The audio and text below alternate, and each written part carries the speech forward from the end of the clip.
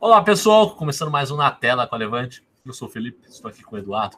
Bom dia, Eduardo. Bom dia, Felipe. Bom dia, pessoal. Já começa com uma trégua, a primeira trégua de 2019, Felipe? Os primeiros dias do ano foram bem agitados. Começando pelo último dia lá fora. Primeiro dia do ano aqui muito tenso. Segundo também. E o feriado também foi tenso. Mas, primeira trégua do ano aí, Estados Unidos e China estão começando a fazer as pazes.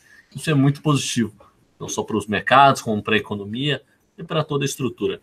Então temos uma trégua aí, mesmo que parcial. Bolsa chinesa fechou forte alta de 2% e o S&P ali verde na tela agora, exatamente. Ali 1,40 o futuro, 1,40, né? 1,40 aí na esteira de uma possível reunião na próxima semana entre ministros da China e dos Estados Unidos. Então, todo mundo animado aí, esperando que isso possa ser solucionado. Eu acho que a China também está muito preocupada com a atividade, né? Acabei de ver que saiu que eles mexeram no compulsório lá, o minério de ferro está em alta de 4%, então um bom humor geral aí na China que acaba afetando aqui o nosso índice Bovespa futuro, que abriu aí subindo quase 0,4, chegou a ficar 0,2, 0,3, agora está zerado ali, acho que está brigando ali para romper o futuro 92 mil pontos, né? Está 91,780 agora. Acho que deve ser um dia positivo aí para o mercado aqui, né, local. Exatamente, né? Tá aí nesse pouquinho negativo, pouquinho positivo, o que a gente está vendo aí desde que começou o futuro às 9 horas. Deve ser um dia positivo, deve seguir a esteira do mercado internacional aí. As notícias por aqui deixaram o mercado um pouquinho desanimado, mas não tem tanta razão, né? É um sentimento misto, diria, né, Felipe? É sobre a Previdência, né? Exatamente. Comenta um pouquinho. Na verdade, o Bolsonaro ontem, né, nosso novo presidente, declarou que queria reduzir a idade para a aposentadoria. Isso deixou os mercados um pouco desanimados, porque não diminuiria tanto o rombo, mas na prática a situação é um pouco diferente. Reduziu, né? A idade mínima, acho que é uma questão de negociar para passar uma reforma, né? Quer dizer, é melhor ser feito do que perfeito, quer dizer, não é 65 anos para homem, é 62, mas acho que é uma questão de negociação e é muito importante começar o quanto antes, né? Atacar esse problema, que é muito grande, é um problema... O perfeito não é realizável, né? E o feito realmente está feito. Então essa faz toda a diferença, né? Então é melhor fazer algo que não é perfeito, mas ao invés de não fazer nada, né? Já é uma grande diferença.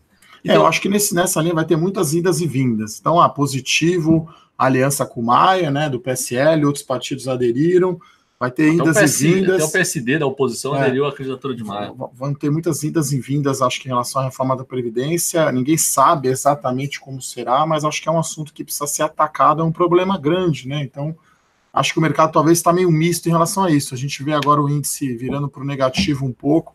Lembrando também que são 3 altas, né? Teve a alta do último dia do ano, exatamente, da quarta-feira de 3,5% e ontem 0,6%. Então deu quase 5% aí de alta em 3 dias.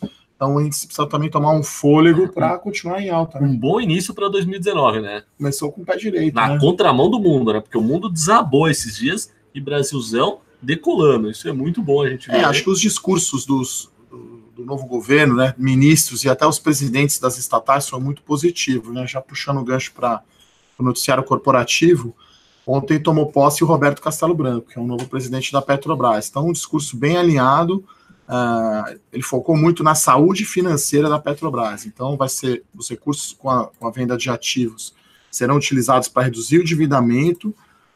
Então, acho que é muito positivo, e o ministro das Minas e Energia, o Bento de Albuquerque, afirmou que não vai ter interferência na política de preços da companhia.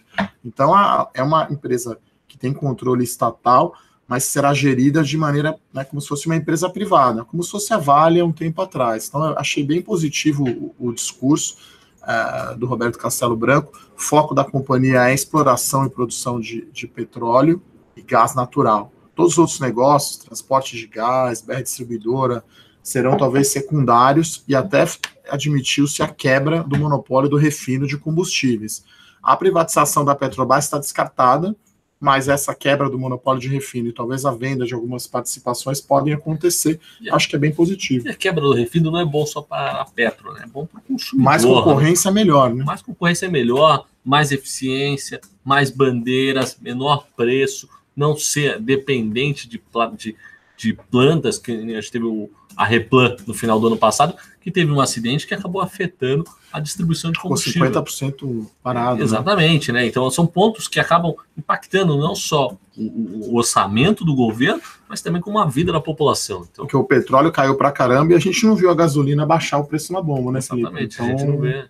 Se tivesse um livre mercado nesse setor, a gente estaria vendo muito mais redução de preço nas bombas. Então é importante. E a importância do combustível num país como o nosso, que é dependente do transporte via caminhão, seja via carro, rodoviário, né? O que for, é muito grande. Então, qualquer redução de preço no combustível faz toda a diferença. Então, na Petrobras, para concluir, o Bento de Albuquerque, o ministro da Minas e Energia, também afirmou que em 100 dias vai ser decidida a questão da cessão onerosa. Então, no geral, notícias bem positivas aí de Petrobras. Ela havia anunciado o seu planejamento estratégico no final do ano passado. Então, as ações abriram em queda, agora estão subindo. Acho que vai também, no curto prazo, responder muito ao preço do petróleo, né? Ela subiu forte na quarta-feira por conta das privatizações. Ontem subiu por conta do petróleo e hoje está um pouco de lado, mas acho que é bem positivo aí o horizonte para a Petrobras. Em relação ao índice também, a gente tem a nova carteira do Ibovespa, que vai vigorar a partir da próxima segunda-feira, dia 7. Então, a gente tem duas novas empresas, né, no índice, a BR Distribuidora e a Log, que é uma cisão da MRV. Então, essas são as duas novas empresas. Duas empresas saem do índice, que é a Copel e a Fibria, que hoje vira Suzano. Então, hoje Fibria deixa de ser negociada, a fusão aí Suzano e Fibria é concluída hoje. Maior empresa aí de celulose do mundo, está sofrendo um pouco aí no curto prazo, por conta do dólar. Sofreu muito. E o preço da celulose, né? Então, a gente viu também ontem as estatais puxando forte, né? Sabesp bastante em alta e a Eletrobras, né? A Eletrobras está caindo hoje, também subiu quase 30% em 3 dias, né? Acho que é natural aí uma realização de lucros. E a gente tem uma notícia de Equatorial hoje também, né? Exatamente. No último dia útil do ano, aos 45 minutos do segundo tempo, a Eletrobras fez o último leilão das suas 6 distribuidoras de energia, dessa vez a CEAL. E quem levou foi a Equatorial Energia, de QTE 3. Só que existe uma necessidade de caixa para fazer frente a essa nova distribuidora da Eletrobras que a Equatorial comprou, que talvez demande uma necessidade de um aumento de capital. Além dessa injeção de capital de mais ou menos R$500 milhão que a Equatorial precisa fazer na CEAL, ela também vai assumir toda a dívida, em torno de R$2,2 bilhões.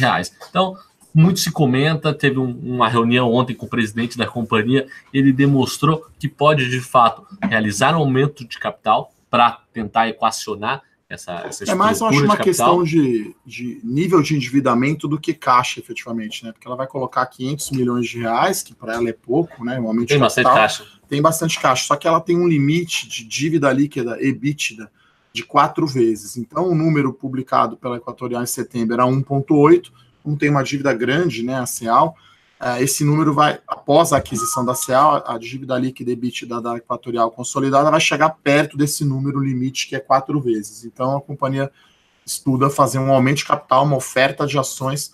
Então, não sei se está caindo agora a ação. No curtíssimo prazo é negativo, sempre que se anuncia uma oferta de ações. A ação também andou bastante, né, por conta desses últimos dias. Mas isso é positivo, ela reduz o nível de endividamento e fica aí apta a captar novos ativos, né? Exatamente, e equaciona a estrutura de capital, né?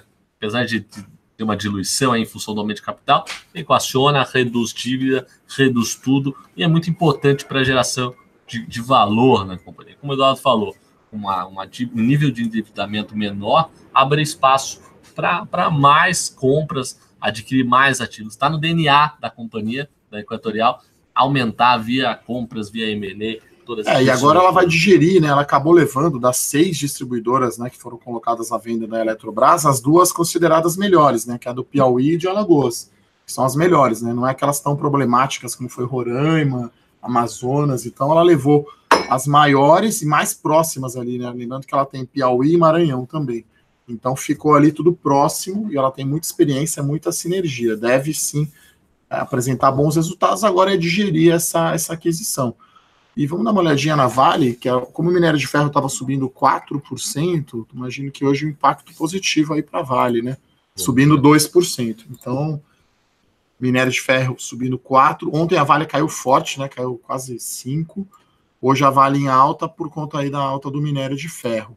Então, acho que esses são os destaques aí que temos hoje no mercado corporativo, né? Exatamente, Felipe? Os principais destaques, os principais pontos para saber nessa sexta-feira. Queria desejar um ótimo final de semana e a gente se vê segunda. Bom final de semana, bons negócios. Tchau, pessoal. Até segunda.